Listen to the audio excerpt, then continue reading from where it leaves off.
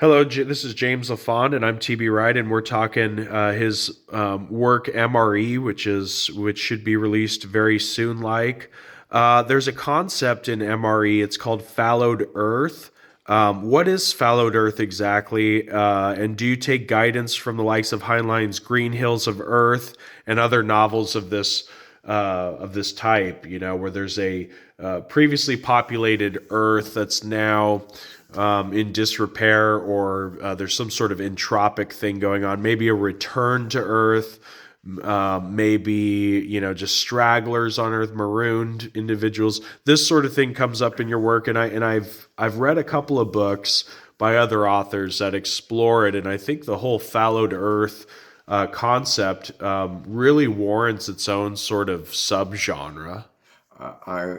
I read Greenhouse of Earth. I liked it. The two things that kind of inspired my idea of a fallowed Earth was Paul Anderson wrote a series of novels in a future so far distant that the Earth is heating up. Large portions of it are uninhabited. And Gene Wolfe wrote of a future so far distant that the sun is cooling down, and you now have temperate conditions at the equator. And you might still have some big cities in some spots, but most of the world is taking on a new type.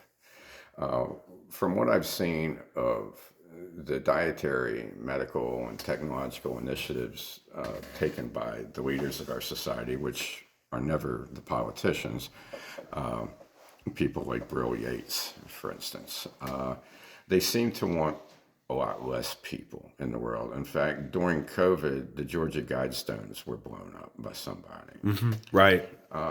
And there, I really think that if there was a way for these people to extend their lives and at the same time reduce our numbers, what they would want is to have every 7 continents being just pristine natural environments, gigantic nature preserves where they could go have a good time and they could have their ski resorts. They've said as much, yeah. Yeah. I just think that's a Reduce the no-brainer. population down to 5 million or something like that, to 10 to the elite class. Yeah. So if there's an idea that a comet's going to do a near miss and probably wipe out most of the population anyhow, leave the suckers here, take your elite people up with their technology, and leave drone technology to try to maintain certain things on Earth, like nuclear facilities, cooling them down.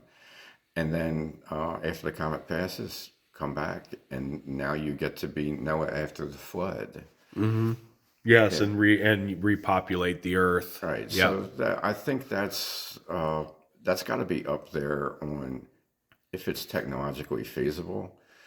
And heaven permits it, on things that our elites would like to do if they could. So I was really taking the elite fantasy about a future Earth and doing it from the point of view of their grunt operators. Like Drexler is a guy that I actually coached for, who's 3-time California State Wrestling Champion, total stud, caveman.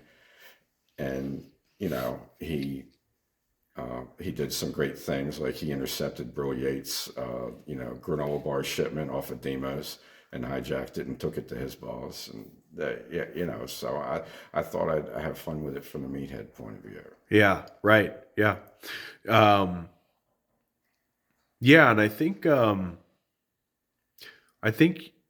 you really explore these characters, you give them great authenticity. And and there's that slice of life element too, where you see how they kind of operate in this realm, but they're very quickly kind of thrown into a new world, and it's they either sink or swim. So I think you did a great job. When I walked out of the American Dream next to Drexler and looked at the back of his sports car, and the frame around the license plate said, "My other ride is your mom."